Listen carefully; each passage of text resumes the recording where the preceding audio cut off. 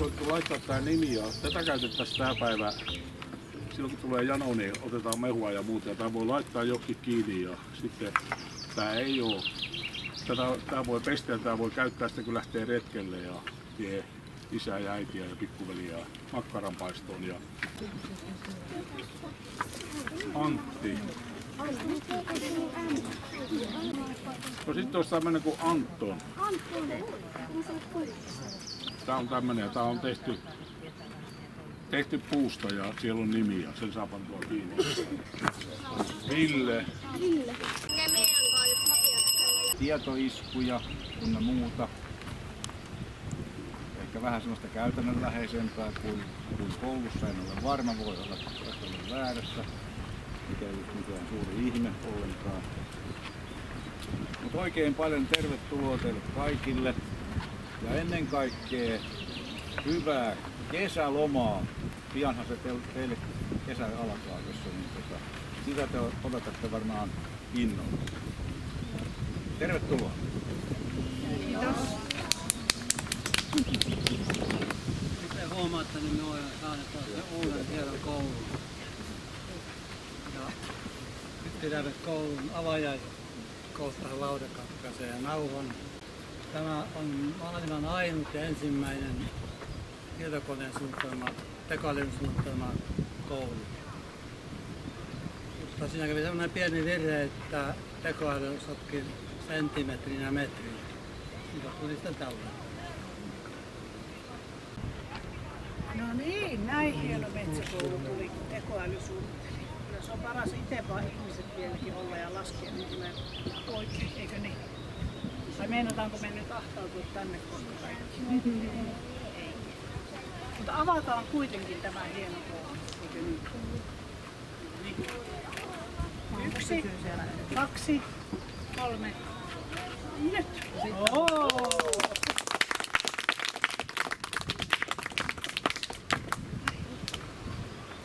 Olen tässä kuukauden päivässä miettinyt sitä omaa tilaa, kun olin teidän ikäinen. Siitä on yli 65 vuotta aikaa, tosi kauan. Ja minkälainen maailma oli silloin ja minkälainen se on nyt. Ja se on nyt tosi erilainen. Teillä on valtava tieto ympärillänne ja joudutte hallitsemaan sitä ja miettimään, että mikä on oikeaa ja mikä on väärää. Mutta kyllä te siitä selviätte.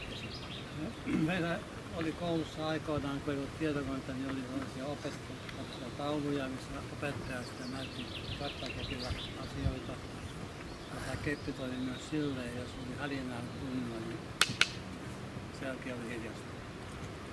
Onko teillä vielä samanlainen systeemi? Te olette muutettu hiljaa. Puumiehet ollaan tehty tällainen kuva. Tässä on paljon symboliikkaa. Puu itsessään on vallan erinomainen materiaali, koska sitä voidaan työstää. Sitä saa suojaa, voidaan tehdä rakennuksia. Saadaan paperia, kartonkia. Se on uusiutuva raaka-aine. En nyt 1-2 keksi mitään toista, mutta sellaista raaka-ainetta on näin hyvä kuin puu on. Leipäpuu, mitä se tarkoittaakaan? Se tarkoittaa sitä ammattia, työpaikkaa, mitä kukin sitä elämänsä varrella harrastaa ja tekee. Ja saa sitä leivää itseään ja perheelle. Se pitää kuvaa sitä muutoksen tarvetta, että pitää koko ajan keksiä ja kehittää uusia, parempia systeemejä ja prosesseja. Että ilmasto ja luonto säilyisi. Ja sitten ne huonot oksat karsitaan pois. Eli tämä on jatkuvaa kehitystä. Tämä on teidän hommaa tulee olemaan tulevaisuudessa. Voitte oma elämänne taimia ja oman metsänne taimia. Ja taimien täytyy olla hyvässä maassa, tulla aikaa kasvaa, tulla tarpeeksi vahvaksi. Mutta jos käy sillä lailla, että ei vahvuus riitä, että sitten pitää saada tukikeppiä elämänparveen. Alusta hyvää, sitten pitää olla vettä ja ravinteita ja valoa ja aurinkoa ja sitten aika. Aika on tärkeä, koska se vie oma aikansa ennen kuin se kasvi kasvaa ja kehittyy. Sama on teillä meillä lapsilla, että teidän pitää antaa olla aikaa kehittyä siitä pienestä ihmisestä aikuiseksi ihmiseksi.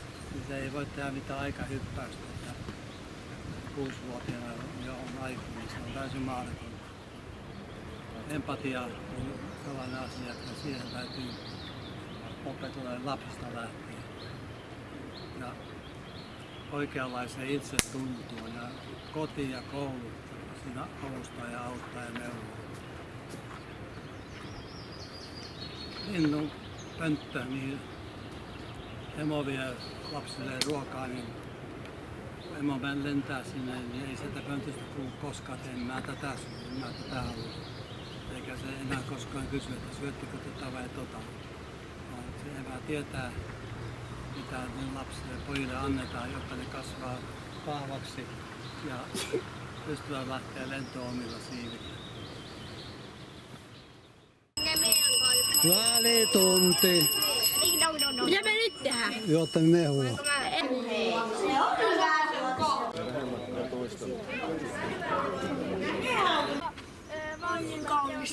On kyllä hyvä päivä tänään. Linna lukee seuraavan vinkin. Kestää kuivuttaa hyvin. Kosteutta käytetään erityisesti viiluna sekä koristeesineiden valmistuksessa. Voisaa sekä kestävää. Vuosirenkaat on selvästi nähtävillä. Muorijalavan puuaine on erittäin koristeellista. Puusta valmistetaan huonekaluja, ovia, ikkunoita, paperia, keinokuituja. Hei, nyt mietitään paperiteollisuutta. No ehkä Mitä tukkimiehet on pitkin vesistöjä vieneet?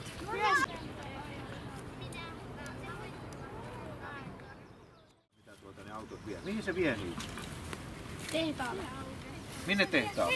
Metsää. Metsätehtaalle. Metsätehtaalle?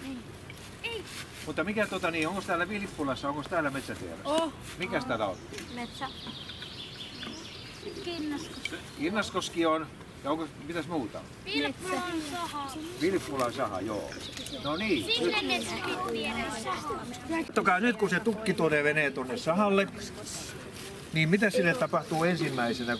Mitä tuossa puun, tuossa on toi mänty, niin mitäs tuossa puun pinnassa on? Siinä on, ei se ole kuori. Joo. Niin. No se kuori, siinä tapahtuu sillä tavalla siellä sahalla, että kun se tukki menee sahalle, niin siellä on kuorimakone, mikä ottaa sen kuoren pois. Ja mihinkään se kuori mahtaa mennä? Polttaa. Aivan oikein. Siitä se menee sinne lämpökeskukseen se kuori ja siitä tehdään lämpöä. Ja sillä lämmöllä kuivataan se puutavara ja sitten Vilppulan saha tekee sähköä siinä samassa lämmössä, siitä kuoresta. Sillä saadaan sähköäkin. Tällainen tässä on kuvitelkaa näin, että tää on pyöreä puu. Ja sitten tulee tämmöistä lankkua ja näitä tulee sitten kun on eri kokoista puuta, niin sitten tulee eri kokoisia lankkuja ja eri kokoisia lautoja. Niin, tämä on mäntypuuta. Mäntyä käytetään yleensä näissä listoissa, se on parempaa käyttää. Niin piti vielä sanoa, että... Koivu. Eli puukkonen on koivu. Koivu. Mä kyllä tiedän. Koivu. Itse meni rikki. Huono. Näin joskus kirjoitettiin, jos ei ollut pöytä. Ai. Kyllä. Tuomi. Mä arvasin. Tai taukuikin. Ole hyvä. Mistä sä oot tämmöisiä kebab-rullia? Se on tämmönen kebab-rulli.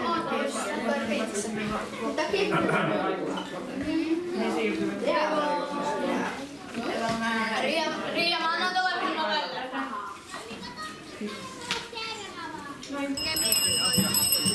Te tuutte saamaan joka ikinen niin tämmöisen yhden taimen mukaan tänään. Käytä pitkävartisia suojakäsineitä, eli kun nyt sitten kotona istutatte iskän äidin tai kenen kanssa istutattekin sen, niin käyttäkää vähintään nyt tämmöisiä hanskoja, ettei tule mitään kuusen taimet ja muukin taimet pitää istuttaa muokattuun maahan. Mä oon nyt tässä myllännyt vähän tätä maata ja katsonut vähän sitä ympäristöäkin sillä lailla, että tässä on sopiva aukko. ei laita minkään toisen puun juurella. Kaiken kaikkiaan nämä taimet on lahjoittanut toi Pohjois-Pirkan metsähoitoyhdistys ja samaten tämä laite on sieltä meillä lainassa. Niin. Eli tää painetaan tohon, painetaan tosta ja levitetään noin ja sen jälkeen tää taimi pudotetaan vaan niin kuin tosta noin. Sitten tää nostetaan tästä näin niin kuin mä painoin liian nopeasti tota. Nyt se putosi sinne kuoppaan. Ja sen jälkeen niin tehdään tällä lailla. Voidaan kastella ja toivotaan, että se lähtee kasvamaan. Nyt kun te käytte täällä... Tai sä olet jo, ei se puole. Ja näyttääkö tää komealta? No näyttää ja aika viisaaltakin. Ukselle. Ei oo.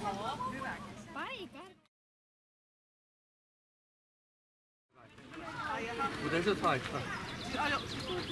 Ei kun tohon tultiin, mutta tänne vaan. Tässä päivän mittaan, tässä muutaman tunnin aikana, että mitä puusta tehdään ja mitä siitä voidaan valmistaa ja mitä hyötyä puusta on ja vähän puun tunnistusta ja tämmöisiä asioita. Ja se on tosi mukavaa, että teitä on näin reippaan näköisiä ja kaikki on herännyt aamulla pirteänä. Jännittikö tulla tänne katsomaan meidän? No hyvä, se on hyvä. Ja kyselette sitten, meitä on tässä sitten meitä tämmöisiä, jotka on meitä puumiehiä, niin meitä voitte kysellä sitten asioita, mitä teille tulee mieleen. Niin, kuitenkin nämä metsät ja luonto ja tämän niin halutaan pitää siistinä ja sitä varten ei ole tuotu muovimukia, vaan puusta voi tehdä monenlaista ja puusta voi tehdä myös tämmöisen kupin, niin jokainen saa tämmöisen kupin sitten muistokseen. Tässä tämmöinen jaetaan kaikille ja tää on nimeltään kuksa ja tästä voi juoda kaikkia nesteitä. Täällä mehua ja kahvia ja täällä. Onko sulla ennen ollut tommoista? Niin. Ei. No mun äitillä on ollut. Just joo. Tämä kuvaa myös opettajaa. Pieni poika odotti opettaja innossaan ja sanoi, että hän haluaa myös opettajaksi, koska opettaja pitää kunnioittaa. Tämä uusi opettaja kysyi, että miksi opettaja pitää kunnioittaa. Tämä pieni poika vastasi, koska opettajalla on kosketus tulevaisuuteen. Se ei minusta hienosti oiva. Täällä olette te, tässä opettaja, joka on kosketus tulevaisuuteen. Te lähdette pois, saatte tämmöisen kassin, missä ollaan karkkeja ja sitten se on kortti. Se kortti on kotiläksy, että otatte sitten kortin ja laitatte sen sänkytepäähän sitten muistoksi, että se on tämä sama kuva. Ja joskus vilkaasti katsotte sitä kuvaa ja nopeasti. Mitä hienosti.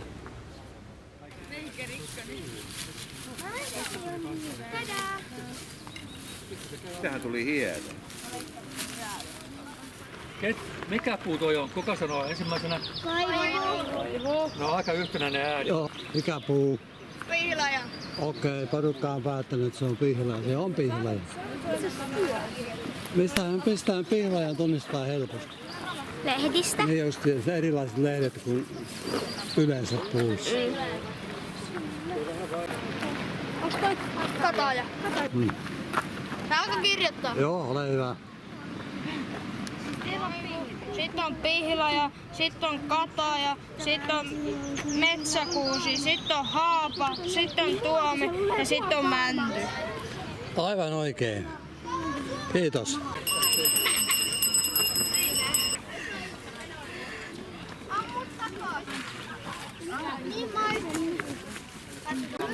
Kyllä sieltä, kun tänne näin, niin saat mehua. Varokaa sitten, että menee.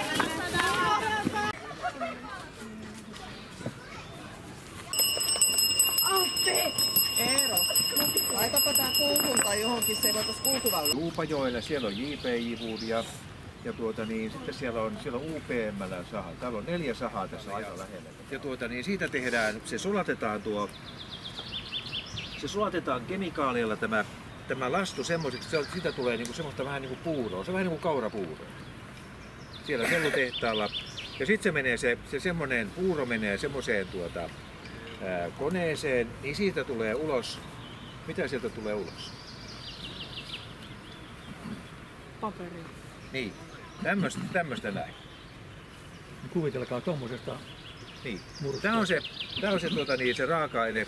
Kun te luette sitä koulukirjoja, niin muistakaa, että tämmöisistä palasista se paperi tehdään. Se sulatetaan paperitehtaalla. Siellä on paperikone, mikä sen muuntaa sitten näin erilaisten rullien kautta paperiksi. Siinä on ruoho vähän niin kuin lähtenyt pois tällä tavalla. Niin te voitte tehdä näin, että te teette tämmöisen esimerkiksi pienellä puutarhalapiolla, niin teette tommosen kuopan ja laitatte tonnia. Ne käyttää tämmöistä istutusputkea. Ja se tapahtuu tällä tavalla, että nyt täältä vaikka tossa noin, että noin se painetaan tonne toi kärki. Ja sitten kun se avataan, niin sinne tulee sitten taimille sellainen tila. Tämä aukeaa tällä tavalla tää Mutta miten se kärki. saa kiinni takaisin? Se saa täältä, kato, täällä on tämmönen laukasu. Laitetaanpas nyt tänne tämä näin. Noin. Nyt se meni tonne toi taimi. Ja sit tosta polkasta. Ja nyt tästä polkastaan, niin nyt se aukesi se suu. Ja sitten vaan tänne pudotetaan tää taimi näin. Sinne meni. Siis kun se menee väärinpäin. Katsokaa, siellä se on. Oi näin. juma, sitten siihen pissataan päälle. Ja sitten tämä. Menee pissaan. Ja sitten laitatte tämä. Sehän uppos sinne syvälle. Noin, nyt se taimi on siinä niin kuin lähdössä kasvamaan. Selja.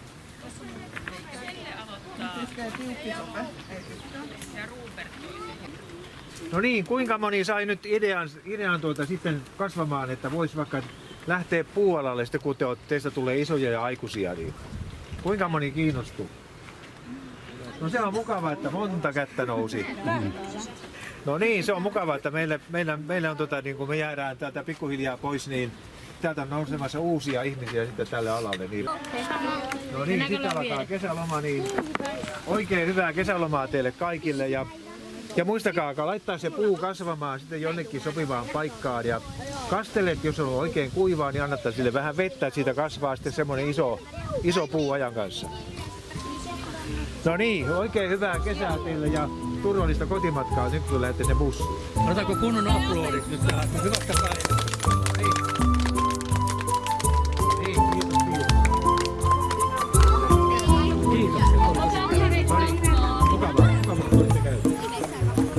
No niin, nuorten koulutuspäivän rehtori tässä poseeraa kukkakimppu kädessä. Kukkakimppu tuli oppilailta vielä kiitoksiksi tästä opetusjaksosta.